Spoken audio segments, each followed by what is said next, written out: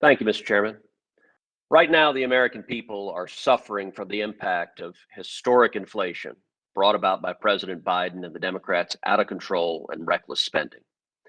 Our national debt has surpassed $30 trillion, and inflation is raging across the country, with our latest economic reports indicating that inflation has increased by 7% over the last year, the highest inflation this country has seen since 1982, 40 years ago.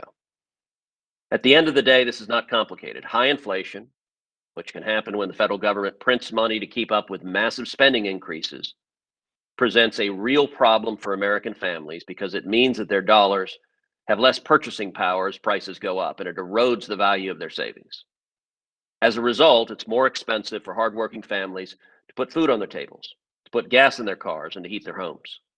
Even worse, inflation hurts the most vulnerable among us the most, including seniors who have diligently saved to spend their retirement years on fixed incomes and now find that their savings are worth less than they expected.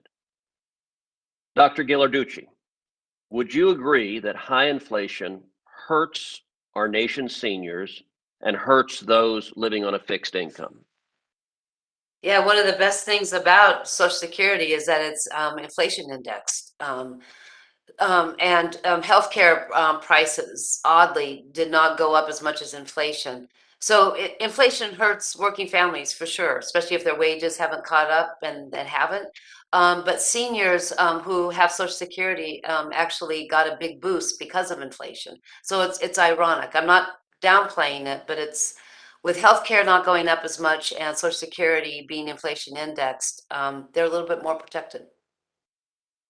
So I will note that in October 2013, you sent out a tweet that said reports on low cost of living adjustments suggest the system isn't working, but low inflation is good for fixed income seniors.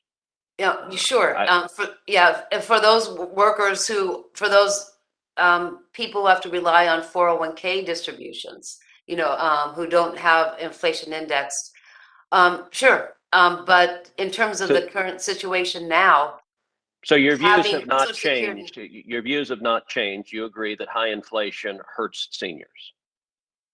It does, and we need to make sure our cost of living index reflects their patterns. But you asked me about right now, and there are the reality right now is that prices are rising across the country, and family grocery bills continue to climb higher and higher. Let's review the prices of a handful of popular supermarket items.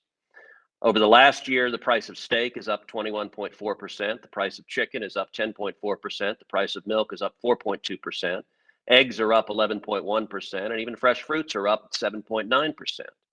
Dr. Ghilarducci, you recently wrote an article for Forbes in which you stated, quote, vegetarians can cope with inflation better than steak-eating Ford F-150 owners. And you suggest that for Americans to survive inflation by switching from expensive things to cheaper things and liking it.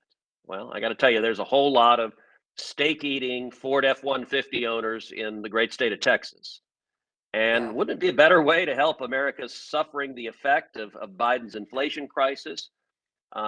Wouldn't it be better to adopt appropriate monetary policies, such as reining in out of control spending and debt, rather than forcing people to abandon their preferences, not eat steak, not drive trucks, change their lifestyle? It reminds me a little bit of the October 2021 Washington Post op-ed in which consumers were just told to, quote, lower your expectations. Is that the right answer for consumers?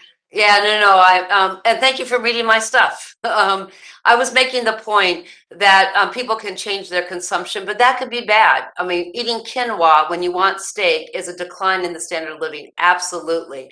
But a lot of the places where we're seeing price increases is because of the concentration of monopolies and pricing power in those industries. So we have to look industry by industry to see what kinds of forces are forcing up those prices. Well, I understand that, but we're seeing inflation across the board. I assume all of the witnesses today are familiar with the Congressional Budget Office and the Penn-Wharton budget model. Dr. Ghilarducci, are you aware that their recent studies have confirmed that inflation costs the average U.S. household an incredible additional $5,000 per year? Sure, and we're seeing wages go up, but not all places. Economists know that it affects different people differently, and we need to not let it go out of control. We're in agreement. And an additional 5,000 a year hurts everybody, but particularly seniors and those on fixed incomes. People on fixed incomes and low wages for sure. Thank you.